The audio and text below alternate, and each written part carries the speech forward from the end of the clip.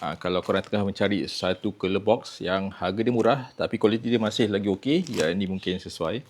Kalau beli akan dapat satu kotak yang besar macam ni lah. Dia punya packaging dia pun kemas. Dia dah bubble wrap macam ni. Lepas tu ada kotak lagi dekat dalam. Okey, so maksudnya dia memang sangat secure lah kita punya cooler box dekat dalam. So kita unbox dulu, kita tengok apa yang kat dalam dia.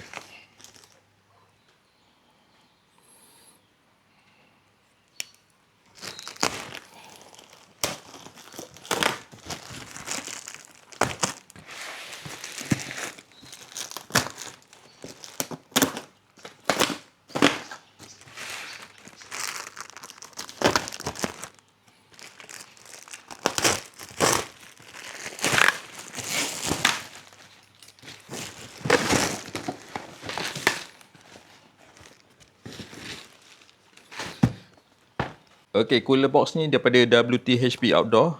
Yang ni warna hijau. Okey, dia punya saiz agak besar. Okey. So dia punya saiz kotak dia dalam 510 kali 320 kali 360 mm. Okey, kotak dia simple saja macam ni.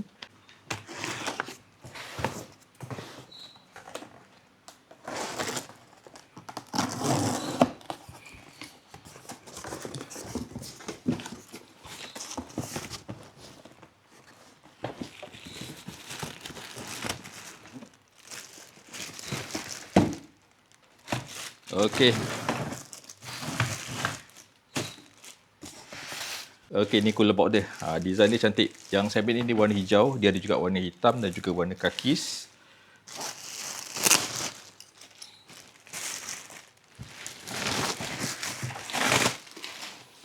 Okey, dia punya design dia kemas. Warna dia pun menarik lah. Ni warna army green. Okey, so cooler box ni dia punya size kapasiti dia 28 liter. Dia tak terlalu besar, dia just nice. Dia medium size lah untuk korang camping dalam 2 malam. Dia masih lagi okey untuk satu family. Dia punya design pada saya kemas lah. Dia nampak cantik. Dia punya material dia jenis kasar macam ni.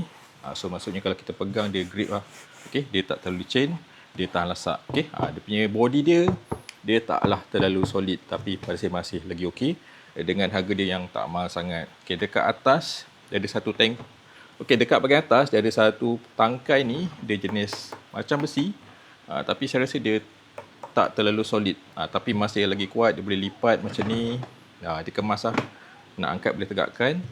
Lepas tu boleh lipat ke belakang pun boleh. Okey, even nak pegang pun selesa sebab dia ada span dekat sini. So walaupun berat dia tak rasa sakit tangan. Okey, dekat atas dia ada macam cup holder dekat sini. So maksudnya kalau korang berkelah, boleh juga jadikan cooler box ni sebagai meja lah. Boleh letak cawan part kat atas ni. So dia ada masih lagi ada ruang lah kalau nak letak makanan ke apa. Dekat bawah dia punya tapak dia jenis macam ni saja, dia bukan non-slip. So kalau kita letak dekat atas meja ataupun atas stand, dia agak licin sikit. Dia tak ada padding getah ataupun silikon dekat bawah. Okey, dia punya penutup dia jenis macam ni. Dia ada macam satu getah ni. So kalau kita nak tutup, kena lock, kena tarik macam ni. Tapi dia tidaklah terlalu kuat. Cuma dia masih lagi okey. Dia senang dibuka, senang nak pasang. Okey. So bila buka, dia macam ni lah dalam dia. Dia agak besar.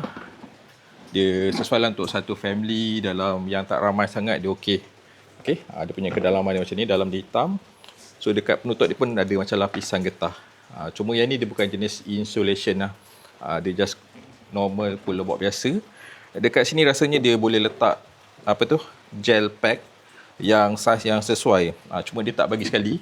Korang boleh try cari yang mana sesuai, boleh letak kat sini. So dia tak kacau ruang dekat dalam cooler box.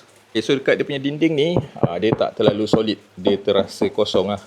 So cooler box ni dia bukan yang jenis heavy duty sangat. Cuma dia masih lagi okey.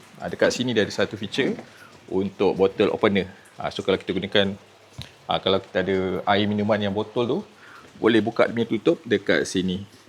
Okay, so overall pada saya dia punya, overall cooler box ni pada saya dia nice lah. Dia sebuah cooler box yang medium range, harga dia pun murah je, kualiti dia masih lagi not bad. Harga dia tak sampai RM100 pun, pada saya memang sangat baloi.